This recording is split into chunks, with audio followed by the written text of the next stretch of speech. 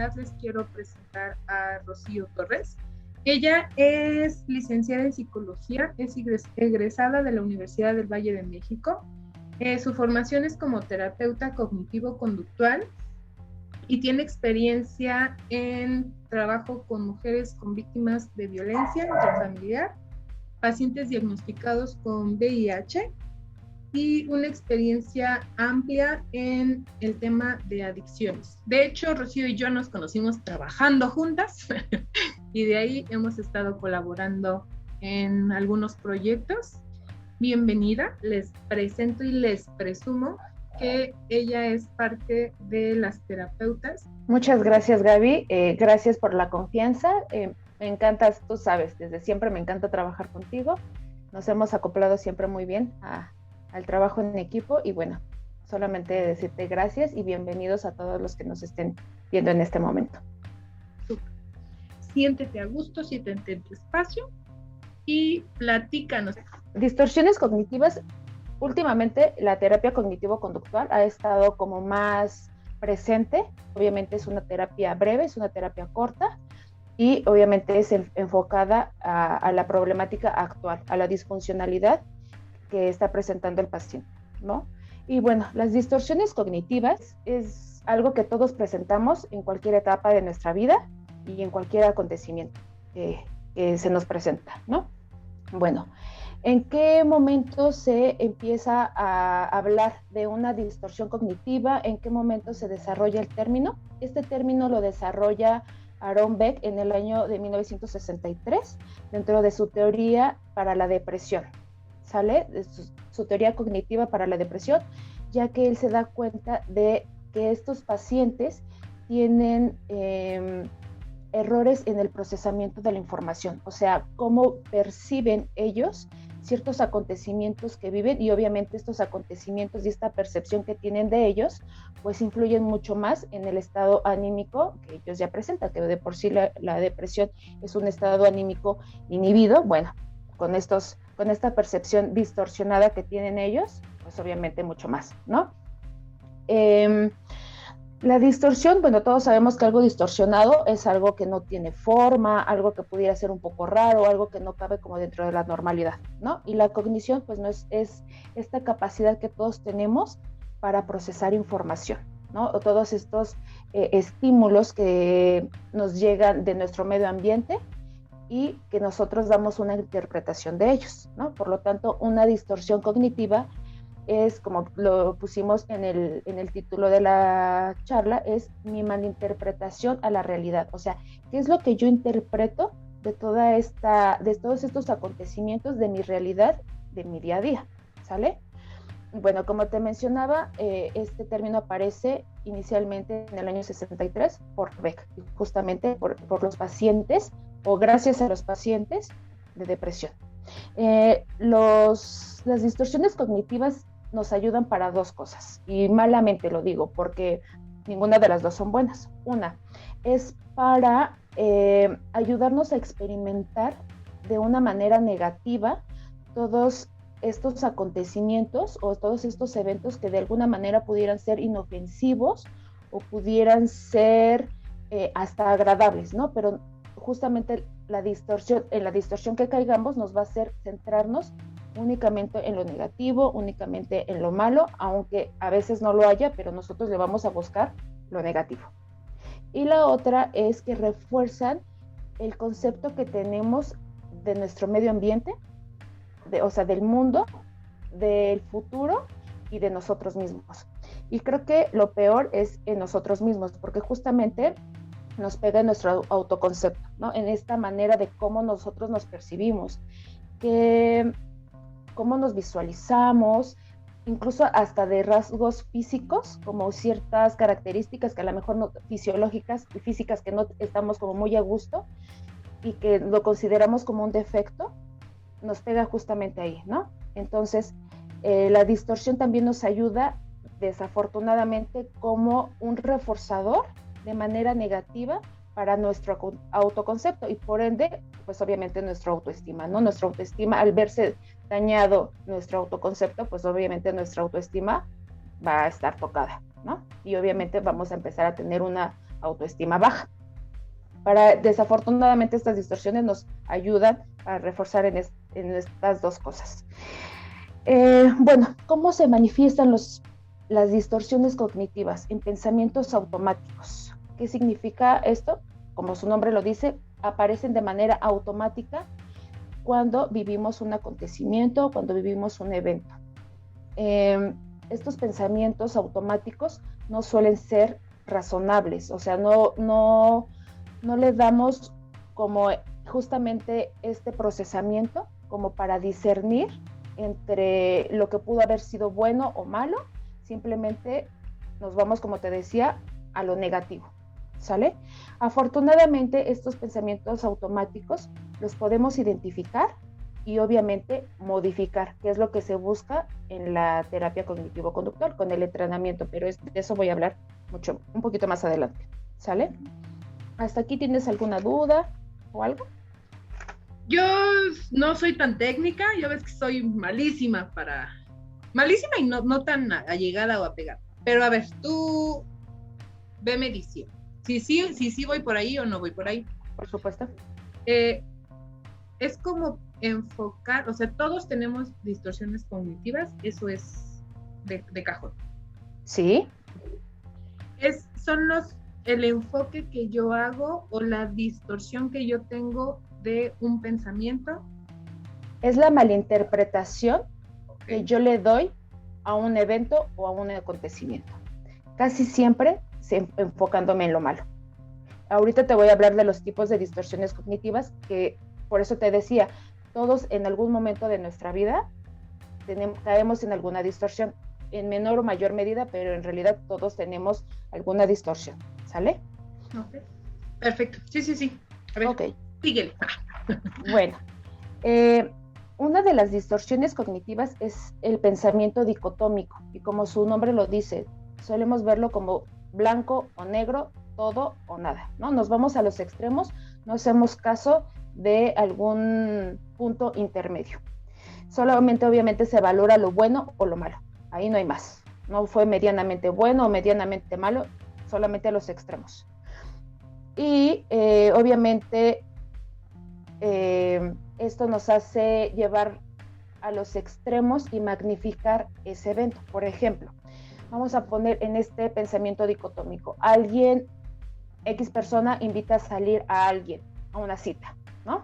Y esta persona le dice, ¿sabes qué? No puedo, gracias. Entonces, el chico, en este caso, por ejemplo, que haya invitado a una chica a salir, va a pensar que siempre le van a pasar cosas malas.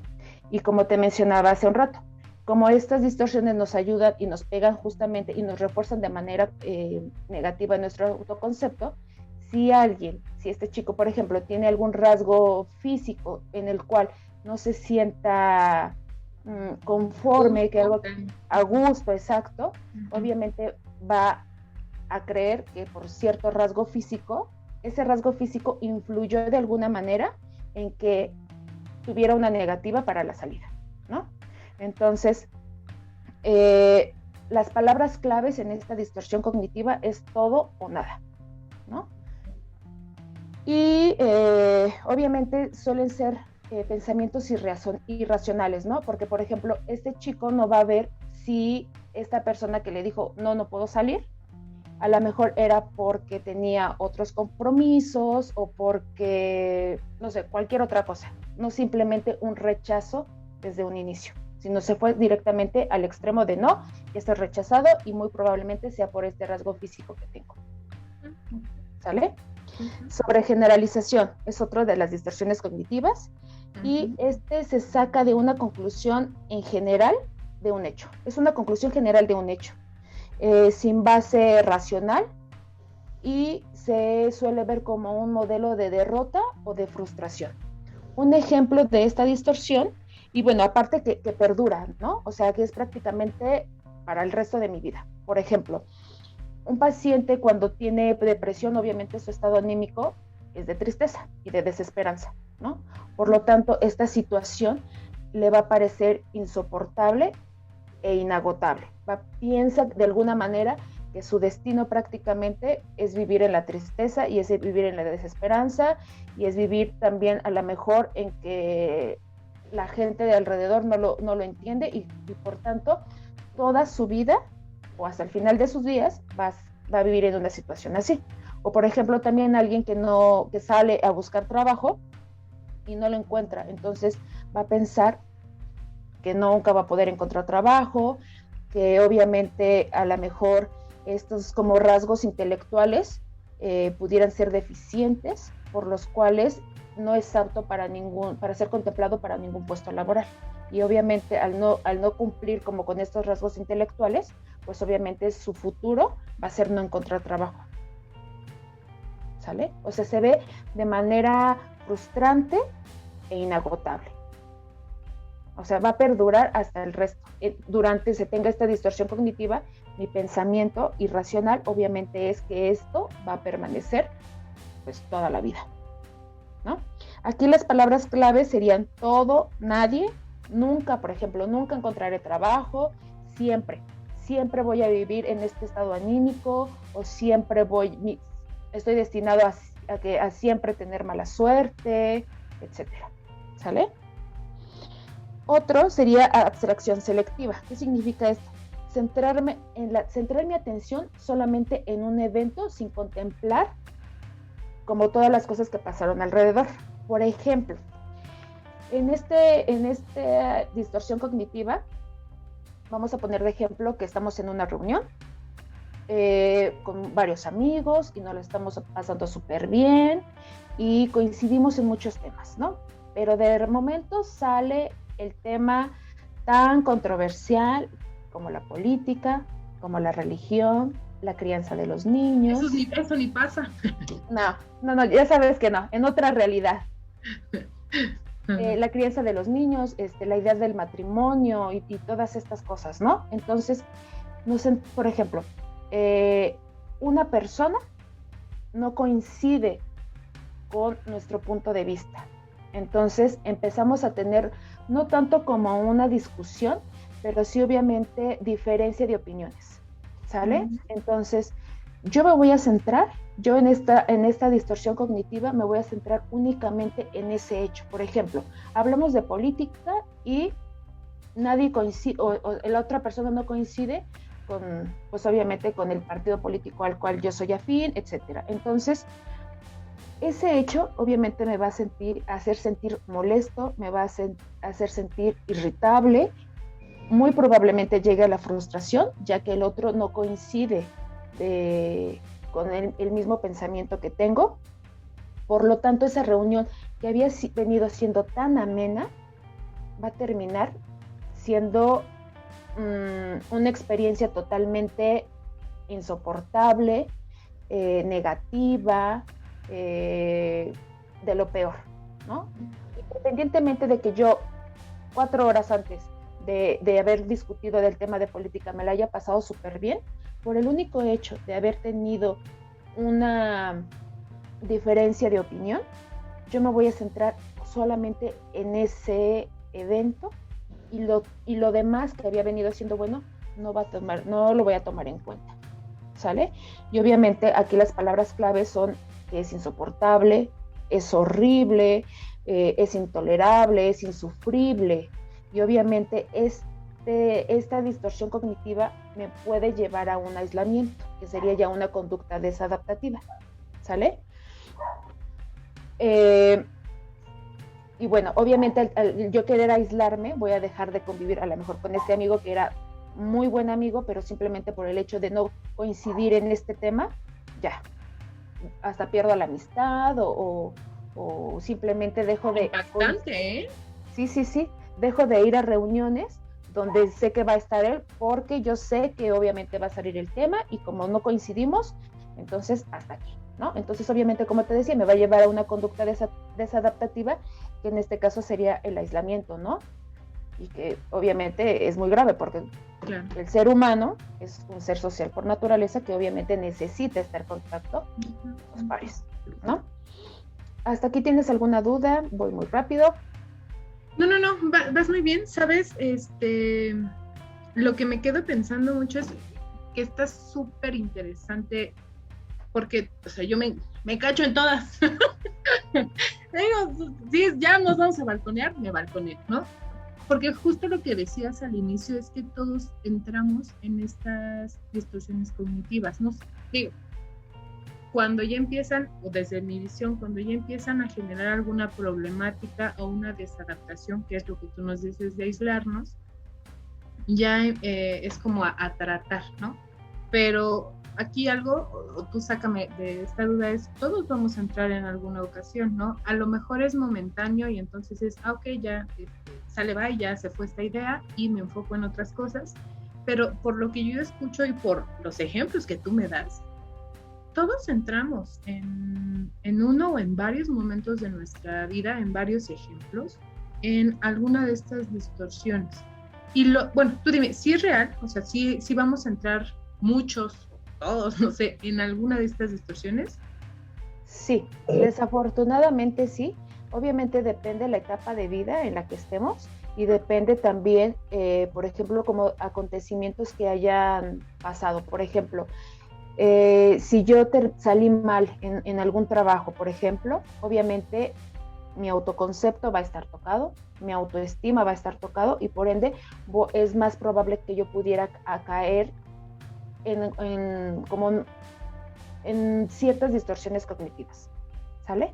Por ejemplo, como la de sobregeneralización, que siempre voy a considerar que mi destino es a lo mejor no tener un ascenso, ¿no? Porque a lo mejor en el puesto anterior nunca me lo dieron y aunque yo me esforzaba, siempre se lo daban a otros que yo consideraba que a lo mejor no se esforzaban tanto y bueno, entonces por eso me cambié de trabajo y ahora estoy buscando, pero bueno, como te decía inicialmente, solamente se refuerza este autoconcepto que tenemos de nosotros mismos, malamente, ¿no? Y soy muy insistente en esto de que todos entramos. Algo que, porque ahí, bueno, voy a mezclar un tema, como este tabú, ¿no? De quién va a consulta, quién tiene distorsiones cognitivas, quién tiene cierto tipo de pensamiento automático, quién tiene pensamientos irracionales. O sea, aquí algo que es básico y que es parte del objetivo de nosotros de informar, es quitar mitos, ¿no? Y cuando tú nos estás refiriendo que todos podemos o vamos a entrar en algún momento, depende de la situación, de muchas más cosas, pero de estas distorsiones, es poder dar cuenta que si yo entro en alguna de estas distorsiones cognitivas, no soy ni lo mejor ni lo peor. Simplemente soy una persona que por cierta situación entra presenta esta distorsión y se trabaja y no más. ¿No? O sea, eso creo que es súper importante que me gustaría apuntar. Pero bueno, nos faltan algunas distorsiones, ¿cierto? Sí, justamente, acuérdate que como todo, hay que medir el grado de disfuncionalidad, ¿no? Obviamente, todos en algún momento de nuestra vida, a lo mejor tenemos 1, 2, 3 o tenemos todas estas distorsiones cognitivas. Sin embargo, a lo mejor, por ejemplo, la de abstracción selectiva. Sí, no coincidimos en este tema y a lo mejor en ese momento sí me siento molesta, me siento irritable, pero no va a influir en el futuro en el que yo me aísle o en el que yo a lo mejor no te siga hablando, ¿no? Todo se mide obviamente por medio de la disfuncionalidad que ya me está y del malestar que ya me está generando. Perfecto, sí. ¿Vale? Ok. Otra distorsión es la visión catastrófica, que como su nombre lo dice, nos centramos y todo lo vemos como catástrofe, o sea, no va a pasar nada bueno, todo se va a ir a mal, ¿no? A la catástrofe como tal.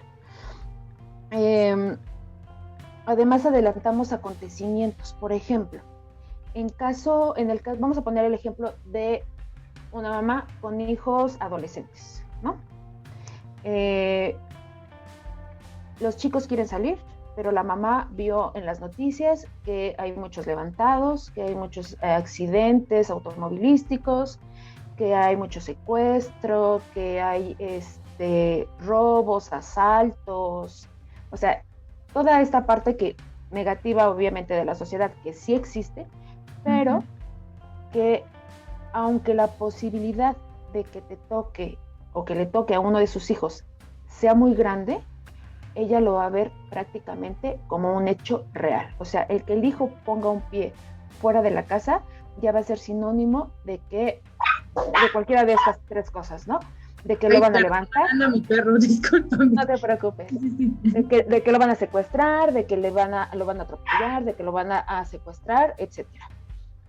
Entonces, obviamente, en este caso, la mujer, bueno, en este caso, en este ejemplo en específico, obviamente, esta persona va a vivir con un estrés elevadísimo, ¿no? No es tan irracional su pensamiento, porque efectivamente estos eventos desagradables sí suceden, pero las probabilidades de que le puedan pasar a sus hijos son grandes, o sea, no son los próximos en la lista, ¿sale? Entonces, obviamente, esta persona va a vivir en la angustia, va a vivir en la ansiedad, va a vivir con insomnio, va a vivir en un displacer absoluto, ¿no? Y aquí en las palabras claves serían y si me ocurre o si le ocurre, porque no solamente sería como a nuestras personas significativas, sino a mí también, ¿no? Por ejemplo, y si salgo me van a asaltar o me van a robar o me van a atropellar, X cosa, ¿no? Y ver todo siempre como catástrofe es irse a ese extremo también. Otra distorsión, esta está muy buena porque en esta caemos todos y con mucha frecuencia. A ver, dímela. Es interpretación del pensamiento, o también se le llama error del adivino. Y como su nombre lo dice, nos la pasamos adivinando lo que otros piensan, sienten, quieren y actúan, ¿no? Es esta tendencia que tenemos al suponer, tanto de como te decía, presente. Pensamientos, emociones, conductas, todo de las otras personas. Por ejemplo, vamos en la calle y vemos de frente a un conocido, ¿no? Pero esperamos obviamente que este conocido nos salude, nos haga la plática, pero resulta que este conocido pasa de largo y ni siquiera nos voltea a ver, ¿no? Entonces yo empiezo a pensar, no, seguro es porque le caigo mal. Seguramente es porque hace 30 años no lo saludé, no sé, en la parada del camión, ¿no? O es porque seguramente la última vez que nos vimos algo hice mal. Sí, debe ser alguna de esas cosas, ¿no? Y muy probablemente este conocido ni siquiera nos vio. Iba él en su rollo, pensando en sus problemas y ni siquiera nos vio. Pero nosotros ya nos dimos a la tarea de suponer. Y obviamente, puras cosas negativas en su interacción hacia nosotros, ¿no? Y en esta caemos todos, porque nos la pasamos infiriendo las conductas, las actitudes de todos, ¿no? Y tristemente, muy poco tiempo en las nuestras. No me suena algo social, para nada. Para nada, ¿verdad? Falacia de cambio, esta también es muy buena. Mira, consiste... Perdón, ¿cuáles eran las palabras clave del anterior? Es porque, por ejemplo, no me saludó porque seguramente le caigo mal, porque hice tal cosa o porque debí haber hecho algo mal, ¿no? Siempre va a ser relacionado a la interacción que esa persona tiene con nosotros. Sí. La falacia no te preocupes. La falacia de cambio consiste en creer que mi bienestar, te decía, esta es muy buena también, en creer que mi bienestar depende de los demás. Por ejemplo, en personas significativas, como comúnmente suele ser la pareja o los hijos, ¿no? Sí, ya me imaginé muchos, dime. Ok, esto es, por ejemplo, mi felicidad se va a basar exclusivamente en lo que los demás hagan por mí. Por ejemplo, si yo presiono suficiente, por ejemplo, en el tema de pareja, somos novios, yo crecí y con esta idea firme de que me tengo que casar, de que tengo que tener los hijos, la camioneta, el perro, el gato, los pajaritos, etcétera.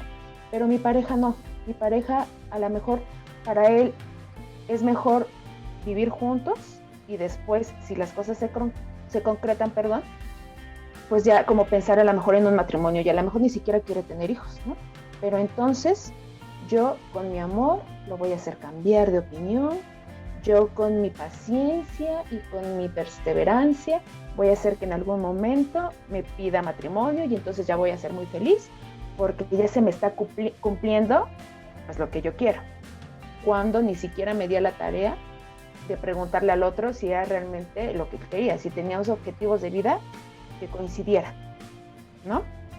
Entonces, una típica es cuando nos casemos, o por ejemplo, cuando el novio suele tener conductas agresivas, conductas violentas, yo con mi amor lo voy a cambiar. Y cuando nos casemos, todo va a ser diferente, ¿no? Entonces, las cosas se casan, supongamos, y las cosas no fueron diferentes. Su amor no bastó para que él dejara de tener estas conductas violentas, estas conductas disfuncionales con ella, ¿no? Y obviamente, al no esperar al no obtener lo que espero de los otros, pues obviamente me lleva a una frustración enorme, ¿no? Porque yo estoy haciendo muchas cosas para que ellos en algún momento puedan como recompensarme de alguna manera y entonces yo ya pueda empezar a ser feliz, cuando la única responsabilidad de ser feliz está en mis manos, ¿no? Está bien presente, ¿no? Y yo creo que si pusieras muchos más ejemplos, muchísimas de estos ejemplos se irían a pareja. Sí, principalmente a parejas. Principalmente a parejas y a hijos también, ¿no? Sí. Porque yo siempre es normal y es esperado que todos tengamos expectativas de los demás, pero de ahí a que se cumplan es distinto, ¿no? Porque todos totalmente queremos cosas diferentes. Otra, personalización, es verse a uno mismo como la causa de sucesos externos desafortunados o desagradables. O sea, ni siquiera tienen que ver conmigo, pero yo ya me los atribuyo, ¿no? O sea, todo pasó prácticamente por mi existencia, ¿no? Por ejemplo, vamos a poner el ejemplo de alguien que trabaja, no sé, en una empresa, pero es labor de equipo, trabajo en equipo, ¿no? Y de alguna manera, en algún momento, el jefe dice, hay como varias áreas de oportunidad para que los procesos se puedan optimizar y, no sé, la producción sea mejor o los resultados sean mucho mejores, ¿no? Entonces esta persona va a decir, claro, lo dijo por mí, porque yo hago mal el trabajo, ¿no? O claro, esta reunión y llamada de atención cualquiera es por mí, ¿no? Porque se dieron cuenta que yo tal cosa. O sea, todo lo personalizo y todos los eventos que pueden suceder a mi alrededor están prácticamente alineados los planetas para que sea para mí, ¿no? Yo soy la causa de todos esos acontecimientos. Y obviamente, al yo verme como la causa de estos acontecimientos, pues obviamente mi autoconcepto obviamente se vuelve a tocar. Vivo en un sentimiento de incompetencia, en un sentimiento de incapacidad y obviamente vuelve a pegar en mi autoestima, ¿no? Y obviamente mi autoestima, en vez de estar más o menos estable, pues va a empezar a bajar, ¿no? Finalmente también hay que recordar que la autoestima no es lineal, o sea, depende de los acontecimientos, depende de la etapa de vida, unas veces va a estar arriba, otras abajo, pero no es lineal, ¿no? Y bueno, las palabras clave aquí es todo pasa por mí, ¿no? O hacen tal cosa o dicen todo, pero por mí, porque yo prácticamente soy el que hace malas cosas, ¿no? Prácticamente como un pensamiento que suelen tener mucho los pacientes con depresión, todo estaría mejor si yo no existiera, ¿no? Otro que es muy bueno, los debería, y aquí vienen las autoexigencias, y muchas veces estas autoexigencias que justamente creemos, como bien lo dice la palabra, que son de nosotros mismos, no son de nosotros, sino vienen de nuestro mundo exterior, y casi siempre de nuestras personas significativas, ¿no? Por estas expectativas que mencionaba anteriormente. Y obviamente los debería consiste en tener como estas ideas rígidas sobre cosas que espero de los demás y que espero de mí.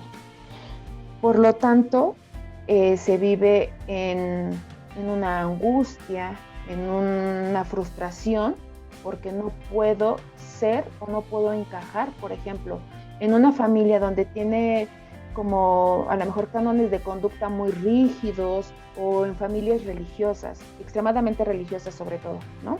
Se suele ver que los hijos deberían de comportarse de alguna manera y deberían de cumplir con ciertas cosas. Obviamente, cuando son niños, pues medianamente lo cumplen, ¿no? Porque finalmente son niños.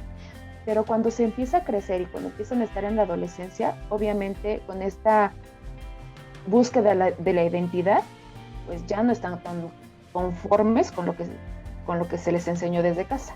Y obviamente ya no empiezan a entrar dentro de estas expectativas de la familia.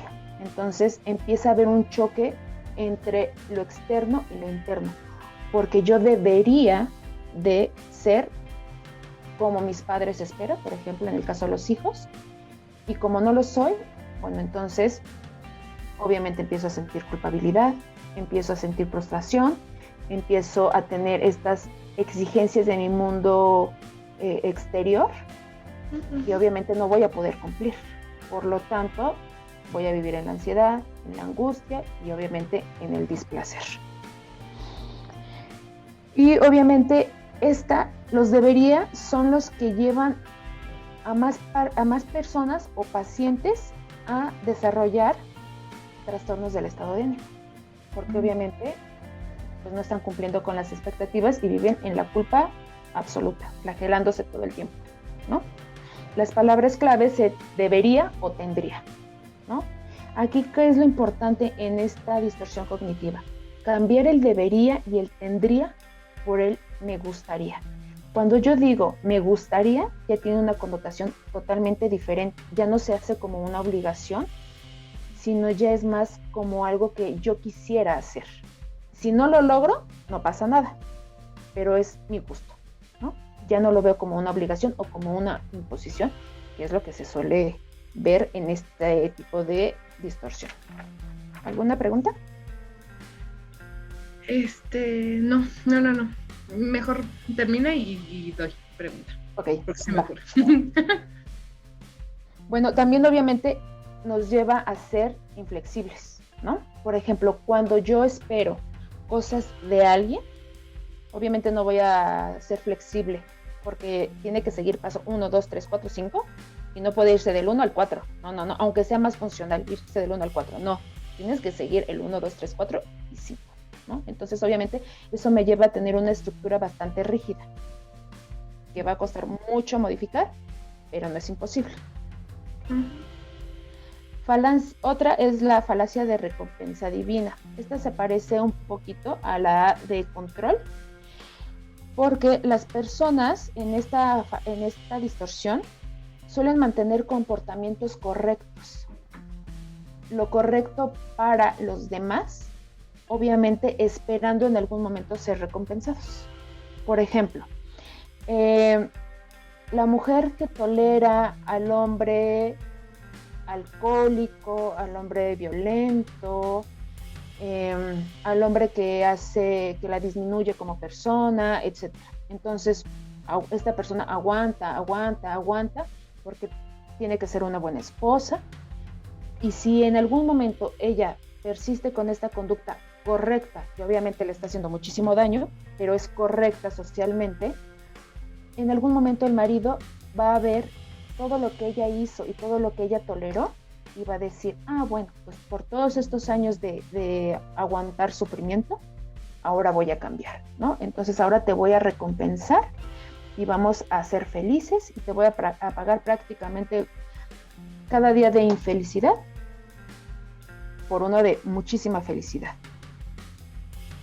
También en esta falacia se suele esperar a que las cosas se solucionen prácticamente de manera mágica o divina, ¿no?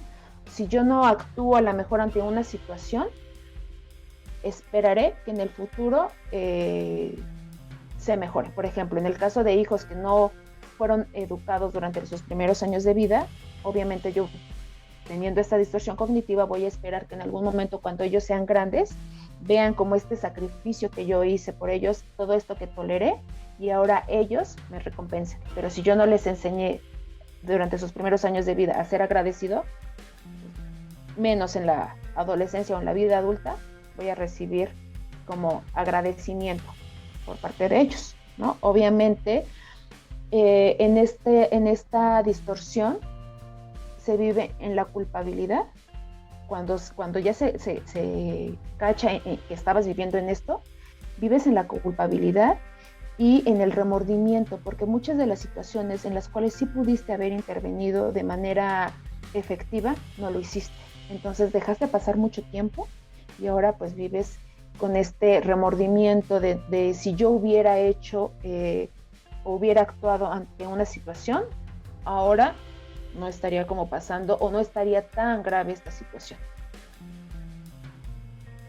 ¿Sale? Uh-huh. Sí, sí, sí.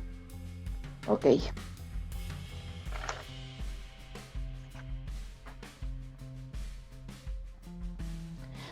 Otra que también solemos ver mucho es esta distorsión cognitiva que se llama tener razón. Y aquí prácticamente todos caemos en algún momento del día, no de manera como tan patológica, pero sí, ¿no? Obviamente es defender de manera, hasta cierto punto, o en algunas ocasiones de manera hostil, nuestro punto de vista. Es mantenernos en un estado de la defensiva. ¿Por qué? Pues porque yo tengo la razón. No voy a tomar en cuenta ningún otro punto de vista, ni siquiera de personas significativas, aunque muy en el fondo yo sepa que tengo un poquito es que estoy un poquito errado. No, yo tengo la razón. Aquí es el típico, yo estoy bien, todos los demás están mal, ¿no? Obviamente esta persona suele vivir, como te decía, en un estado de hostilidad, de estar a la defensiva, de estar irritable, de estar reactivo, porque tiene una necesidad constante de defender su punto de vista. Falacias de control. En las falacias de control hay dos. Uno que es control externo y el control interno. Obviamente el control externo es todo lo que está en nuestro medio ambiente, ¿no? Se piensa que nuestra vida está controlada prácticamente como por factores externos, como te decía hace rato, como que los planetas se alinearon como para que yo tenga mala suerte y no tengo yo el control de prácticamente ni siquiera de mis actitudes, ¿no?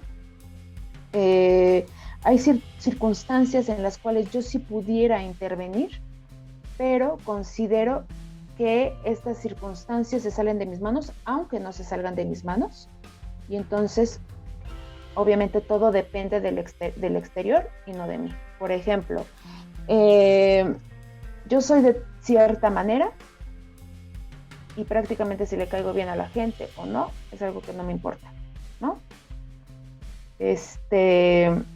Yo soy así nací y así me moriré, prácticamente, ¿no? Uh-huh. Entonces, si me va mal es porque a todos los demás les caigo mal, no porque yo esté mal. Ah, okay. ¿Sale? Obviamente todo esto lo ponen en la responsabilidad y en las manos de otros y nos asumen su responsabilidad. Es una evitación de la responsabilidad. La falacia de control interno, la persona se cree responsable prácticamente de todo lo que pasa y de otros. Prácticamente se asume esa persona como responsable de hacer felices a los demás y de cumplir también obligaciones de los demás. Por ejemplo, aquí en el caso de los hijos, ¿no? Este hijo que se hace responsable de los papás, hijo que cumple como muchas expectativas también de los papás y si no la cumple alguna, los papás obviamente van a estar mal, entonces empiezo a cumplir todo para que mis papás estén contentos, para que mis papás estén cómodos, y obviamente tampoco me hago responsable de mí, de mi vida y de mis conductas y de mis acciones, ¿no? También es una manera de evitar hasta cierto punto la responsabilidad, sobre todo de tener mi vida obviamente en mis manos. Y además adjudicarme también la responsabilidad de hacer felices a otros. Entonces obviamente siempre voy a estar agotado anímicamente, emocionalmente, ¿no? Porque si hacerme feliz a mí mismo ya está un poco complicado, ¿cómo voy a hacer? Cuesta tiempo, energía, trabajo, esfuerzo. Mucho, complicado más no imposible. Sí, ¿no? Pero implica muchísimo de ti, como para después hacerte cargo de alguien más. Exactamente. Entonces, si ya cuesta trabajo y es un poquito complicado, pero no imposible, el hacerme feliz a mí mismo, pues ¿cómo voy a tener esta responsabilidad de hacer feliz también a los demás? ¿No? Y obviamente, como te decía, se vive en un estado de agotamiento anímico, porque doy, y con qué me quedo, ¿no? Y hasta aquí, ¿tendrías alguna duda, alguna pregunta? No. Es como todo, te digo, todos caemos en todo en algún momento, a lo mejor unas más, algunos menos, pero no, hasta dudas no. Lo que sí es tiempos, vamos casi en rayita de tiempo, tenemos unos 10 minutitos, ¿vale? Perfecto, sí. De hecho, estas son las principales distorsiones cognitivas, y ahorita lo que veríamos sería como qué distorsiones cognitivas están presentes en el trastorno de ansiedad y en el de depresión, que en la actualidad y también por temas de pandemia son los diagnósticos que más se están viendo, ¿no? No sé si verlos hoy o si mejor hacemos tú dime, si hacemos otro espacio que enfoquemos las distorsiones en depresión, en ansiedad y algunas estrategias de manejo por cuestión de tiempo y para darle como la importancia que tiene, ¿no? Y como tú bien dices, ahorita son dos situaciones o dos padecimientos que se están viendo muy frecuentes. Entonces, no sé, a mí se me ocurre eso. Si tú nos dices sí y nos das de tu tiempo y dices perfecto, para mí perfecto, o para el centro, pero también creo que podría ser de mayor ayuda para los otros. De hecho, estaría bien que en un siguiente espacio se hablara sobre técnicas, como cuáles son las técnicas de abordaje, obviamente. Y ahorita nada más te voy a decir como las que aparecen, son prácticamente las que ya mencioné. Okay. Y mira, por ejemplo, en el trastorno de ansiedad, las distorsiones cognitivas que están súper presentes es obviamente catastrofización, porque obviamente viven en el miedo absoluto. Pensamiento dicotómico, blanco o negro, ¿no? Se van a los extremos. Abstracción selectiva, que obviamente es esta parte de seleccionar únicamente lo negativo de un evento, ¿no? O a pesar de que haya sido bueno, solamente nos quedamos con lo negativo. Personalización, que ya también la había mencionado, que todo prácticamente está hecho a nuestra medida. Y la interpretación del pensamiento o error del adivino, que es esta tendencia a suponer las conductas, pensamientos y sentimientos del otro con nuestra interacción, ¿sale? Esas serían las distorsiones que se encuentran presentes en el trastorno de ansiedad y que obviamente son muy importantes de manejar. Y en cuanto a la depresión, es la interpretación obviamente del pensamiento o error del adivino, igual, abstracción selectiva, sobregeneralización, personalización, pensamiento dicotómico, y una que también aparece, pero que muchas veces no se toma tanto como distorsión cognitiva, es magnificar o minimizar. ¿Qué magnifico? Mis errores. ¿Qué minimizo? Mis aciertos o mis éxitos, ¿no? Es algo súper normal y esperado en el trastorno de de depresión. De depresión. ¿No? Y bueno, por último, para concluir, bueno, la terapia cognitivo-conductual, el objetivo es obviamente modificar este pensamiento automático. Primero, obviamente es un entrenamiento al paciente para que él pueda identificar el pensamiento que se manifiesta en cualquier evento. ¿Cuál es el principal pensamiento que se manifiesta en este evento? Y después, evaluar también, obviamente, sus emociones. Yo normalmente suelo sugerirles y pedirles que califiquen, por ejemplo, si sienten tristeza, del 1 al 10. ¿En qué parámetro ellos se encuentran? Por ejemplo, X evento, detectar qué emociones son las que están presentes y obviamente evaluarlas, ¿no? Por ejemplo, 1 es nada y 10 es muchísima tristeza, ¿no? Entonces, este evento, ¿de qué emociones me hizo sentir? Por ejemplo, tristeza, enojo, miedo, etcétera. Entonces, de tristeza, ¿cuánto sentiste? Del 1 al 10. 8. De enojo, ¿cuánto sentiste? Del 1 al 10. 9. Y de miedo, ¿cuánto sentiste? ¿No? Obviamente, con esta puntuación, te das cuenta de cuáles son las emociones que causan más disfuncionalidad en el paciente. Y obviamente empiezas a trabajar. Se suele trabajar con las emociones y con los pensamientos que no pudieran ser tan rígidos, que pudieran ser más modificables, justamente para que el paciente se encuentre motivado y no abandone obviamente el proceso terapéutico, ¿no? Pero de manera paralela se empieza a trabajar con estos pensamientos como más irracionales, más arraigados, obviamente para irlos desmenuzando y poder como llegar al fondo de este pensamiento. Casi siempre son pensamientos, como te decía, de incapacidad, de insuficiencia y obviamente de culpabilidad, ¿no? Por todas estas autoexigencias que tenemos, pero bueno, que convertimos en nosotros, pero que en realidad muchas de ellas vienen de nuestro medio ambiente.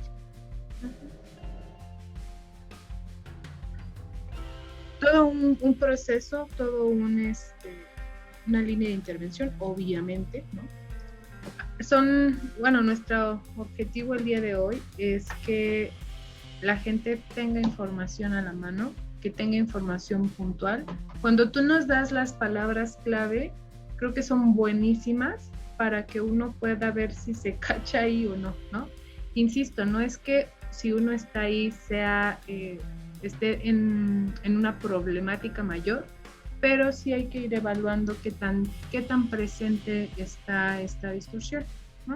Porque eso nos lleva a buscar un proceso terapéutico. Perdón que te interrumpa. ¿Qué tan presente y qué tan disfuncionalidad nos está provocando? Sobre todo la disfuncionalidad. Pero tenerlas presentes, las palabras clave, creo que es buenísimo, porque no es que uno va así como pensando, ay, ¿qué tengo? No, ay, sí voy, ¿no? Sino, la verdad, hacer conciencia de uno es un trabajo de todos los días, y poner atención en este tipo de pensamientos que tenemos, porque todos tenemos en nuestro día diversas enfoques a ciertas situaciones y eventos, pero tener estas palabras clave creo que son esenciales para poder evaluar de forma personal si es momento de asistir a un proceso terapéutico o no, o acercarse a un grupo o pedir asesoría o lo que sea, ¿no? Pero es mucho en cuanto a la autoobservación. Se me hace buenísimo lo que nos compartes, que tú nos pongas ejemplos, creo que ayuda a aterrizar bastante como situaciones en donde uno dice, sí estoy, no tanto, es básico, ¿no? Para podernos como identificar como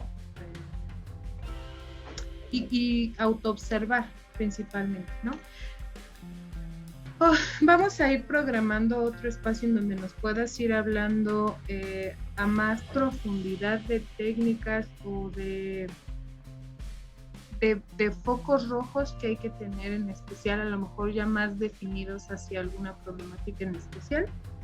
y pues lo iremos programando más adelante, ¿no? No sé, Claro. creo que es buenísima la información, en verdad te agradezco mucho el tiempo y el compartir parte de tu conocimiento.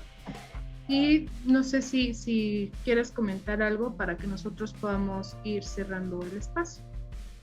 Bueno, solamente hacer hincapié y dejar como de lado esta parte de que el acudir a un profesional de la salud mental, en este caso a un psicólogo, a un psiquiatra, es porque estamos locos, ¿no? Es prácticamente lo que se escucha entre los pacientes. Y tristemente hay cosas que pudieran como solucionarse de manera efectiva y rápida cuando se van presentando, y justamente por esta desidia o por este tabú o por el que dirán, desafortunadamente derivan ya en algún trastorno que muchas veces ya cuesta un poquito más de trabajo. No es imposible, pero cuesta un poquito más de trabajo, y simplemente poner atención a lo que estamos sintiendo. A lo mejor a nuestros pensamientos como tales, no, como estas distorsiones cognitivas, no tanto, pero sí qué es lo que estoy sintiendo, y de esta manera, qué es lo que estoy sintiendo y qué me está llevando a hacer, qué conductas son las que estoy teniendo. Y obviamente evaluar siempre la disfuncionalidad, ¿no? Si ya me está impidiendo hacer cosas, si ya me está impidiendo disfrutar de cosas que antes disfrutaba, entonces habría ya que acudir con alguien profesional, en este caso alguien de la salud mental. Me encanta que repites que no es imposible. Sí, es difícil, pero no es imposible, es algo que muchas veces se queda como muy instalado, pero que lo repitas creo que es magnífico para empezar a modificar la forma en la que percibimos el mundo la mayoría de nosotros. Así es. Pues insisto, te agradezco mucho el tiempo, la información que nos compartes. Les agradezco a las personas que nos hicieron el favor de vernos. Si no nos están viendo en vivo y nos están viendo después, igual compartan el material si es que les agrada. Nosotros nos seguimos viendo todos los jueves a las 8 de la noche.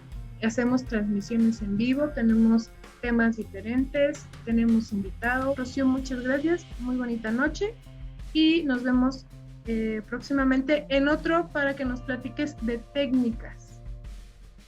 Perfecto. Muchas gracias.